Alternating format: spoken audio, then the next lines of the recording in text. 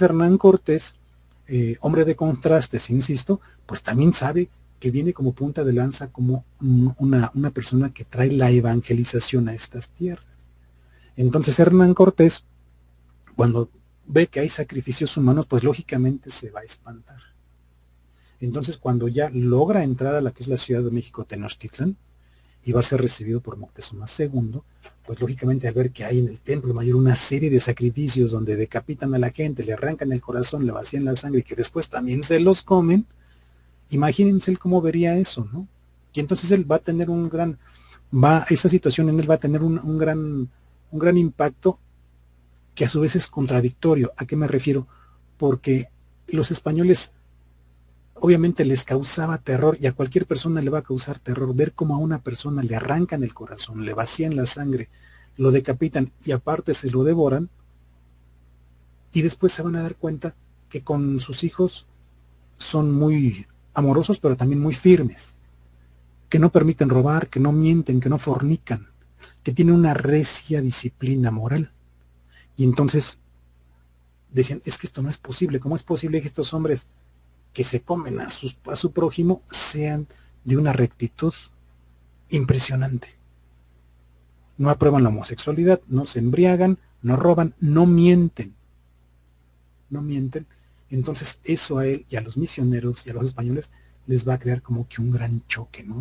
Decían, esto es algo contrastante, porque al momento de que están con sus demonios, así les decían ellos, al momento que están con sus demonios, con sus ídolos, son de una manera, pero ya en su vida cotidiana son completamente distintos, son generosos inclusive, y nos han recibido muy bien. Entonces, eso a ellos les va a ocasionar un gran conflicto, ¿no? Pero, tristemente, ven que constantemente hay sacrificios humanos. Entonces, Hernán Cortés va a tomar la decisión, ¿verdad? Cuando llega y habla con Moctezuma, le insiste varias veces de querer entronizar a la Virgen, ¿verdad? María, en su advocación de los remedios en el Templo Mayor. En el Templo Mayor, ¿a quién se le adora? Se le va a adorar a este Dios que vemos aquí en la derecha, que va a ser Huitzilopochtli. Huitzilopochtli, que va a ser el Dios principal, el patrono, ¿verdad? El Dios que rige la vida del pueblo mexica y que va a ser un Dios sumamente singular. Un Dios que tiene que ser alimentado con corazones, que tiene que ser alimentado con la sangre, que a su vez él comparte esos corazones y esa sangre con sus otros amigos dioses. El mito lo describe así, ¿no? En palabras propias del mismo Huitzilopochtli. Entonces, Dios de la guerra, Dios del sol, tenía su templo mayor, el templo principal, donde también había otro adoratorio. Aparte del adoratorio de Huitzilopochtli, se encontraba el adoratorio de ¿quién? De Tlaloc, Dios del agua, Dios de la lluvia, ¿verdad? Dios que promovía, ¿verdad?, el alimento de cierto modo, pero al cual también le sacrificaban niños. Y en el caso concreto, por ejemplo, de los teotihuacanos, ya se sabe, se ha descubierto que hay inclusive en Teotihuacán, no confundir con Tenochtitlan, hay varios siglos de diferencia entre ambas culturas. En el caso de los teotihuacanos, le hacían abortos rituales. Hacían abortos rituales para alimentar a Tlaloc y a su esposa Chalchitlicue, ¿no? En el caso concreto de Tlaloc, en el adoratorio del Templo Mayor, a la llegada de los españoles, pues les sacrificaban niños. Entonces veían ellos que les sacrificaban hombres, mujeres y niños. Y lógicamente cuando logran subir los españoles, lo van a describir que inclusive cuando ellos pisaban, ¿verdad?, el suelo de ese pequeño atrio que estaba en la cima de las mal llamadas pirámides, porque no son pirámides, realmente se les debe llamar basamentos piramidales, porque las únicas pirámides que hay en el mundo, hablando de ese aspecto, son las que están en Egipto. Las que se encuentran aquí en México y en Mesoamérica son basamentos piramidales. Entonces, cuando llegaban los españoles y pisaban, ¿verdad? Ellos mismos contaban que se les quedaban pegados los zapatos, ¿no? En esa gran costra de sangre. Y que ahí estaban esos demonios, pensaban ellos, que tenían ahí que ese lugar apestaba horrible, apestaba peor que perro muerto, y que tenía grasa vieja allá, las paredes manchadas de sangre vieja, de sangre rancia, que ese lugar era un lugar espantoso, y que ahí, ¿verdad?, se adoraba a estos demonios. Entonces, los indígenas, en este caso concreto de Moctezuma, al pensar que los españoles eran dioses, que habían sido como la reencarnación de Quetzalcóatl, porque ellos curiosamente llegaron por el puerto de Veracruz, que es por donde se fue Quetzalcóatl, según el mito, Quetzalcóatl, el hombre que prometió regresar, ¿verdad? Cuando ven que los españoles regresan por ahí, por eso ellos los confunden con dioses. Entonces, en este caso concreto de Moctezuma tiene un gran conflicto. ¿Por qué? Porque Moctezuma, el gobernante, era un sacerdote gobernante, pero que era un sacerdote que adoraba a Huitzilopochtli. Y entonces Huitzilopochtli se regocijaba en los sacrificios humanos, en ser alimentado con corazones y con sangre. Todo lo contrario a Quetzalcóatl, que rechazaba los corazones humanos, que rechazaba los sacrificios. Pero, según cuenta el mito, ¿verdad?, según era la leyenda, que Quetzalcóatl había quedado de regresar para reclamar lo que por derecho le correspondía, que eran todas estas tierras. Entonces el mismo Moctezuma II entra en un gran conflicto. Imagínense, este hombre dice, bueno, es que sí, mi dios principal es Huitzilopochtli, pero yo tengo que entregarle a este hombre, a Hernán Cortés, que es Quetzalcóatl, lo que por derecho le corresponde. Pero con eso, yo tengo que obedecerlo a lo que él me diga, pero también le debo obediencia a Huitzilopochtli, que es mi patrono, que es mi dios, ¿no? Entonces él entra en un conflicto pues muy fuerte, muy duro, que no sabe cómo resolverlo, ¿no? Porque sabe, ¿verdad?, que Huitzilopochtli es su patrón, pero que Quetzalcóatl también es un dios y viene a reclamar lo que por derecho le corresponde. Fue una situación sumamente difícil. Entonces el mismo Hernán Cortés va a insistir con Moctezuma II que le dé permiso, ¿verdad?, le pide permiso varias veces de poder subir a la Virgen y realizar una misa en ese mismo lugar donde se adoraba a Huitzilopochtli y a Tlaloc. Y le insiste varias veces,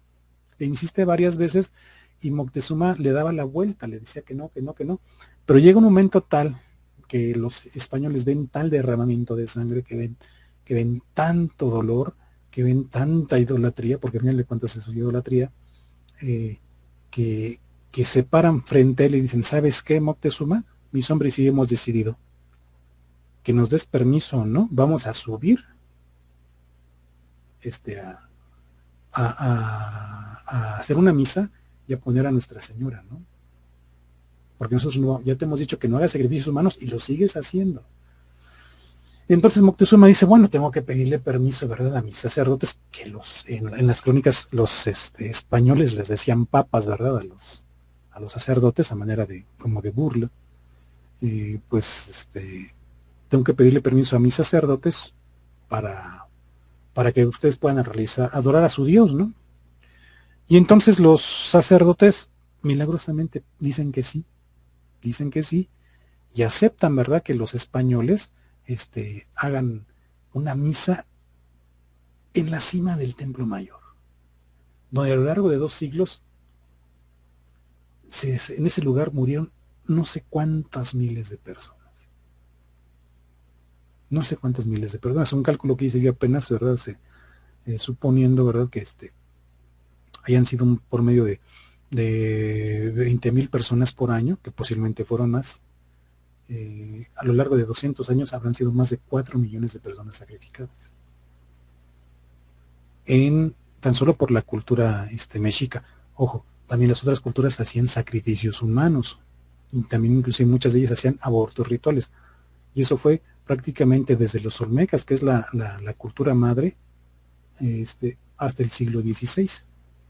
O sea que estamos hablando de miles de años donde hubo sacrificios humanos en estas tierras, no solamente con los mexicas, Hay que dejar en claro esto, porque luego la gente piensa que todos los sacrificios humanos solamente se reducían a los mexicas.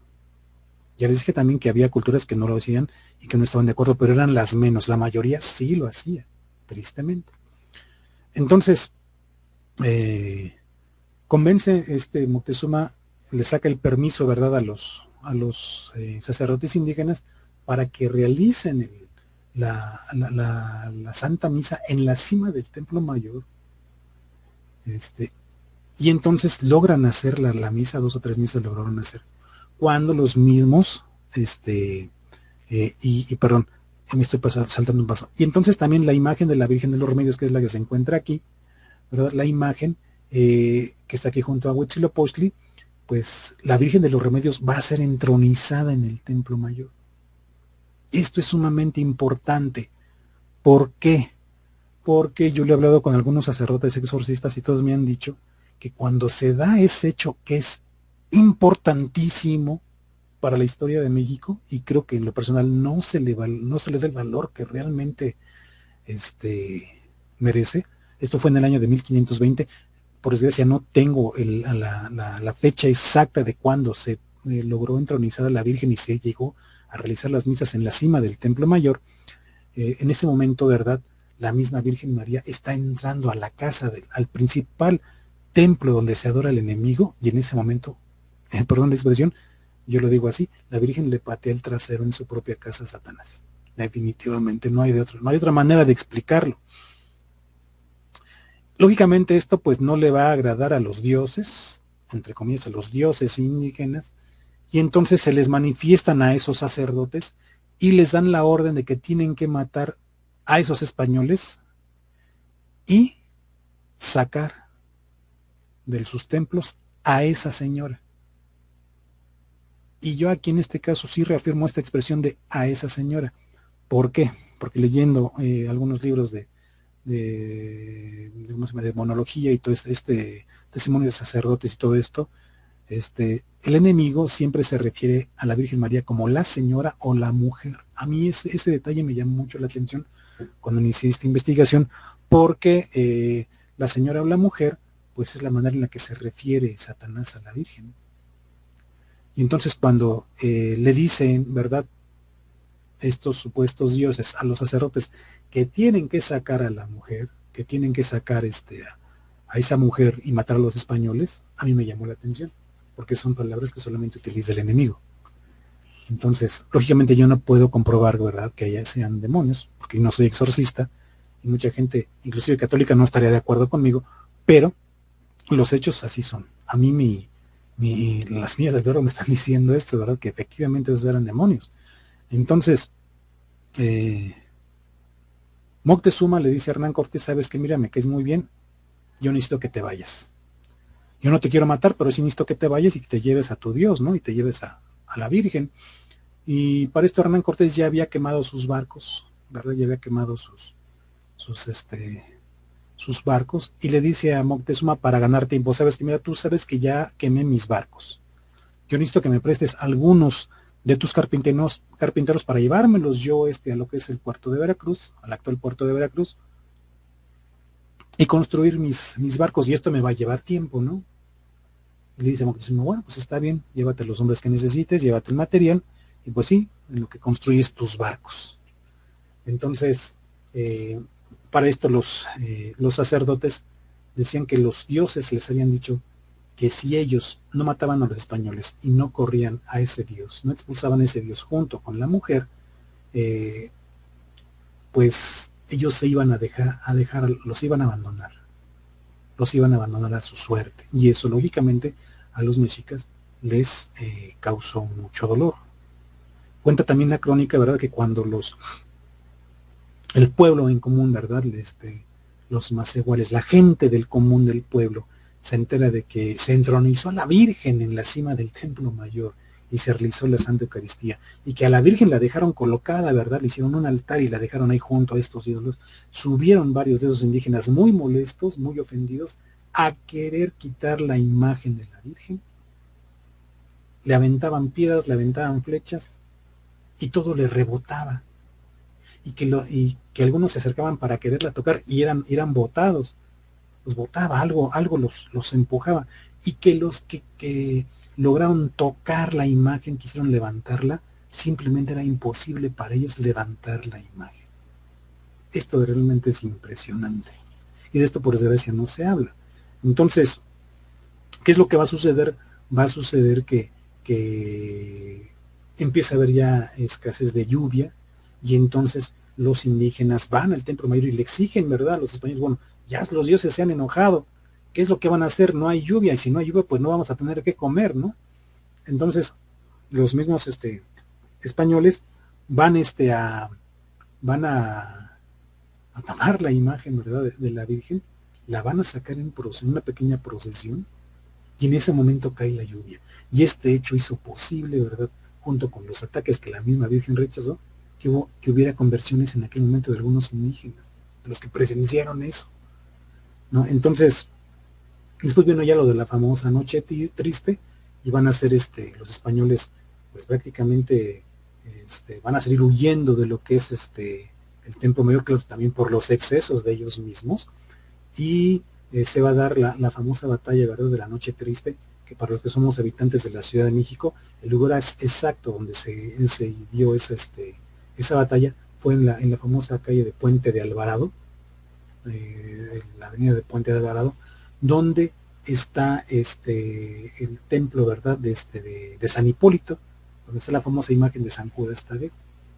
¿Sí? Ahí es donde van a ser masacrados, ¿verdad?, los españoles y los tlaxcaltecas que los acompañaban, porque no solamente murieron españoles, sino tlaxcaltecas, que muchos de esos tlaxcaltecas, por interés, si ustedes se quieren, porque la mayoría de ellos se bautizaron por interés, también eran cristianos. Es algo de lo que no se habla, ¿verdad? De lo que no se habla. Pero bueno, el caso es que cristianos a fuerza, ¿no? O sea, porque lo hicieron por algún interés, no por un convencimiento. La mayoría de ellos, algunos no se habían bautizado, pero sí eran aliados de los españoles. Entonces, ¿qué es lo que va a suceder? Va a suceder que cuando salen huyendo, ¿verdad?, los españoles, pues tienen que llevarse la imagen de la Virgen de los Remedios, que es lo que estamos viendo aquí en la imagen, ¿verdad? Ahora estamos viendo una imagen de cómo fue entronizada la imagen de la Virgen de los Remedios, ¿verdad? Y también hubo una cruz, hubo también inclusive una imagen de San Cristóbal, se me estaba pasando ese dato, que también fue entronizada, ¿verdad?, que también fue puesta ¿cómo se llama?, en el Templo Mayor, no solamente la Virgen de la advocación de los Remedios, sino también la imagen de San Cristóbal, que siempre va a ser llevada por todos los misioneros, que es el que les abre los caminos, San Cristóbal, ¿no?, que es el que está cargando al niño Jesús, ¿verdad?, lo carga en sus hombros para ayudarle a atravesar un río. Entonces, va Juan Rodríguez de Villafuerte, que fue quien trajo esa imagen de la Virgen de los Remedios, un soldado español, rescata esa imagen de la Virgen de los Remedios, y en la noche triste pues huye, ¿verdad? Huye, la van sacando, y fíjense, les voy a leer esto que habla de lo que es lo que decía Hernán Cortés, ¿no?, a Moctezuma. Oh Dios, ¿por qué consientes que tan grande el diablo sea honrado en esta tierra? Ea Señor, por bien que en ella te servimos. Y yo quiero aquí donde tenéis estos ídolos, está la imagen de Dios y de su madre bendita, y traed agua para lavar estas paredes, y quitaremos de aquí todo esto, o sea, toda la sangre, las plastas de sangre, de grasa, pedazos de carne podridos. Mucho me holgaré yo de pelear por mi Dios contra vuestros dioses, que son no nada. Y antes que los españoles por quien había enviado viniesen, enojóse de palabras que oye, y tomó con una barra de hierro que estaba allí, y comenzó a dar en los ídolos de piedra. Y yo prometo mi fe, gentil hombre, y juro por Dios que es verdad. Fíjense, o sea, a qué grado estaban comprometidos los españoles, ¿no? Tienen que acabar con la idolatría, o sea, están ustedes adorando al diablo, o sea, no puede esto seguir. Y empiezan a golpear a los ídolos de Huitzilopochtli y a Tlaloc, ¿no? Entonces esto va a ofender mucho a los indígenas. Y miren lo que sigue esto, ¿verdad?, que cuenta Andrés de Tapia. Ved que son de piedra, y creed en Dios que hizo el cielo y la tierra, y por la obra conoceréis al Maestro. Los ídolos fueron bajados de allí con una maravillosa manera y buen artificio, y lavaron las paredes de la casa. El marqués hizo hacer 2 altares. El marqués se refiere a Hernán Cortés, otro de los apodos que le dían, ¿no? El marqués hizo 2 altares, uno en la parte de la torre, era la partida en 2 huecos, y otro en en otra puso una parte la imagen de Nuestra Señora en un retablico de tabla, es un retablo de madera. En otra cosa, en la otra de San Cristóbal, porque no había entonces otras imágenes, desde en adelante se decía allí misa. Los indios vinieron desde a ciertos días a traer ciertas mandas, porque también algo que pidió Hernán Cortés es que les trajeran flores, ¿verdad? Le trajeran flores y que tuviera luz, ¿no? Entonces, los indígenas mismos vieron que era muy hermosa y se acercaron. Esto hubiera sido muy interesante verlo. Esto viene aquí escrito por Andrés de Tapia, relación hecha por el señor Andrés de Tapia sobre la conquista de México, colección de documentos para la historia de México, segundo volumen, México, Joaquín García Cabalceta, antigua librería, Portal de Agustinos, 1866, de la página 554 a la 594.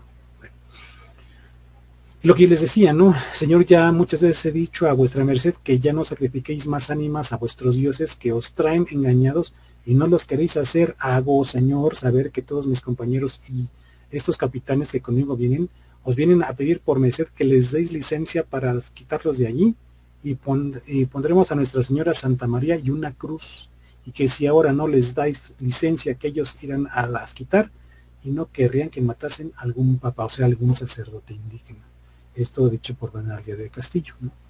Entonces, esto, los españoles estaban dispuestos inclusive a morir, porque no podían permitir que hicieran santos sacrificios humanos, y sabían ellos que entronizando a la Virgen y celebrando la Santa Eucaristía, aquello iba a ser el fin del dominio del enemigo sobre estas tierras. Por eso, ya que entendemos esta idea, ¿verdad? Es el inicio, yo me refiero a esto, con este hecho, sobre todo con este hecho de la entronización de la Virgen de los Remedios en el Templo Mayor, para mí es el inicio, ¿verdad?, del florecimiento de del Evangelio, que después también va a ser lógicamente inspirado por las semillas del Verbo, y es el inicio, ¿verdad?, de la nación mexicana, pero también el inicio del guadalupanismo, porque esto lógicamente tiene una relación muy estrecha con la Virgen de Guadalupe. Entonces, dice aquí, y lo que contaba Pedro de Alvarado a Cortés sobre el caso era que por liberar a los mexicanos al Montezuma, por su Huichilobos, o sea, Huitzilopochtli, se le mandó porque pusimos en su casa la imagen de Nuestra Señora, la Santa Virgen Santa María y la Cruz. Y más dijo que habían llegado muchos indios a quitar la santa imagen del altar donde la pusimos y que no pudieron quitarla, y que los indios lo tuvieron a gran milagro y que se lo dijeron al Montezuma, y que les mandó que les dejasen en el mismo lugar y el altar, y que no curasen de hacer otra cosa, y así lo dejaron. Fíjense, o sea, los mismos indígenas vieron que era algo extraordinario y que no pudieron quitarla, ¿sí? Después lo que yo les decía, o Malinche, es como se refería Moctezuma a Hernán Cortés, porque están muy enojados nuestros dioses contra nosotros, y aún vuestras vidas no sé en qué pararán. Lo que os ruego es que ahora al presente os sufráis yo, que enviaré a llamar a todos los papas y veré su respuesta. Sí, entonces, volvemos a lo mismo, ¿no? Que los demonios ya estaban enojados, y como les decía, huyen, ¿verdad? Huyen, y cuando huyen en la noche triste, se van a la región de los otomíes, que su lugar se llamaba Otancapulco, que es donde ahorita se encuentra lo que es la Basílica de Nuestra Señora de los Remedios, ahí en Naucalpan, que es la imagen que estamos viendo. A la derecha vemos lo que es la basílica propiamente sea dicha, ¿verdad? Que es un lugar muy hermoso, y la imagen que se encuentra al lado izquierdo, pues es una imagen dibujada de la Virgen de los Remedios, propia de la época, que es la misma que se sigue venerando hasta el día de hoy. Ojo, no es la única, porque también hay otra imagen de Nuestra Señora de los Remedios en Puebla. Entonces, pudieran haber sido 2 o 3 imágenes o más, pero esas imágenes eran las que llevan sobre todo los misioneros. Pero en el caso concreto, les dije, las trajo Juan Rodríguez de Villafuerte, que esta imagen le fue dada a él por su hermano, que había luchado, ¿verdad?, en Europa, y que al saber que su hermano venía, ¿verdad?, con Hernán Cortés, pues le dio la imagen de la Virgen, o las imágenes de la Virgen, posiblemente todas, o las que hayan venido, para que lo acompañaran, porque dicen, si a mí me protegió y me cuido, pues yo también deseo que a ti también te cuide, ¿no? Y te proteja, ¿sí? Entonces, esa imagen, posiblemente va a ser, escondida en un maguey y va a ser encontrada por Juan Águila, precisamente oculta en lo que es un maguey, ¿no? Va a ser oculta en un maguey, y pues bueno, este hecho va a ser muy importante, ¿verdad? Para lo que va a venir después, ¿verdad? Con el acontecimiento guadalupano. Ahora bien, otra persona que va a tener un papel muy importante en la, en la historia de la Iglesia Católica en México va a ser don Vasco de Quiroga, que va a ser parte de la segunda audiencia. ¿Qué fue la primera audiencia? ¿Qué fue la segunda audiencia? La primera audiencia va a ser el gobierno, la administración, ¿verdad? Que hubo del gobierno español, la primera administración del gobierno español, que hubo en la ciudad naciente de la Ciudad de México, Tenochtitlán, ya como parte de la Nueva España. En esa primera audiencia, pues venía un hombre muy loco, un psicópata, que era conocido o llamado como Nuño de Guzmán, que tuvo una serie de horribles excesos en contra de los indígenas e inclusive en contra de los mismos españoles, incluyendo al mismo Fray Juan de Zumarraga, a quien inclusive lo quisieron asesinar, ¿no? Y lanzaron una lanza, habla de la redundancia, que le atravesó el hábito. Entonces, este hombre violaba a mujeres, les robaba sus propiedades a los indígenas, cometía una gran serie de abusos que inclusive él mataba a quien él quisiera. Entonces, el obispo de México, Fray Juan de Zumárraga, pues va a ser contrapeso y le dice, ¿sabes qué? Eso que estás haciendo no está bien. Entonces, por eso tienen esos problemas. Cuando ya de esto se enteran en el Vaticano y se entera sobre todo el rey de España, Carlos V, que va a ser hijo de Isabel la Católica y Fernando VII, pues lo van a castigar, ¿no? Entonces manda en la segunda audiencia o la segunda administración, que en esta administración va a venir don Vasco de Quiroga, ¿verdad? Que llegó a México el 9 de enero de 1531, fíjense, prácticamente 11 meses antes, fíjense, 11 meses antes, porque la primera aparición de la Virgen va a ser el 9 de diciembre de ese mismo año. Llega a abrir juicio contra los miembros de la primera audiencia, también juzga a Cortés por algunas de sus actuaciones, el cual gracias a su labia, ¿verdad? Les digo, yo le decían picodero, sabe defenderse y es absuelto. Entonces, don Vasco de Quiroga decía, venía con la misión, era un hombre católico, era un laico, eso es importante aclararlo, era un hombre laico que era un hombre adinerado también, y entonces es mandado por el rey de España, pero con la misión personal, no solamente porque se lo haya dicho el rey de España, sino porque es el deber como católico de decir, los indígenas han tenido pésimas experiencias, tanto con la corona representada por la primera audiencia, como por algunos misioneros que los han tratado mal, ¿no? Refiriéndose a los misioneros católicos. Entonces, yo quiero que ellos vean que lo que vieron, que entiendan que lo que vieron no representa a la Iglesia Católica y no representa al rey de España. Y entonces él llega trabajando, haciendo todo lo contrario a lo que hizo la primera audiencia y lo que hizo el señor que les acabo de mencionar, que comandaba la primera audiencia, Nuño de Guzmán, y algunos malos misioneros que lo apoyaban. Y él dice, no, tenemos que cambiar esa imagen. Y entonces lo que hace don Vasco de Quiroga es que de su propio pecunio, de su propio dinero, ¿verdad?, compra algunos territorios y hace ese proyecto que se llama los hospitales pueblo, que van a ser lugares donde le va a dar al indígena un lugar donde vivir, le va a dar tierra para cultivar, le va a enseñar artes y oficios para que ellos puedan trabajar. Y lógicamente los va a educar, los van a evangelizar. Entonces a este proyecto les va a llamar el Hospitales Pueblo, que él pagó bajo de su propio dinero. Sí, por eso esto va a ser en la región de Michoacán, sobre todo. Si ustedes se van al estado de Michoacán, hay un pueblo que se llama Quiroga, ¿no? Por ejemplo, y que la imagen de don Vasco de Quiroga es sumamente respetada por todas esas regiones y tendrá que ser respetada por todo el país, ¿no? Inclusive por la Iglesia Católica. Yo sé que en algún momento don Vasco de Quiroga va a llegar a los altares. Y creo que ya está el proceso para nombrarlo venerable, si mal no recuerdo. O si no es que ya se le nombró. No, ya se le nombró venerable. Entonces está en su proceso para hacerlo beato y posteriormente va a ser santo. Entonces don Vasco de Quiroga va a presentar este gran proyecto. Y fíjense lo que dice esto.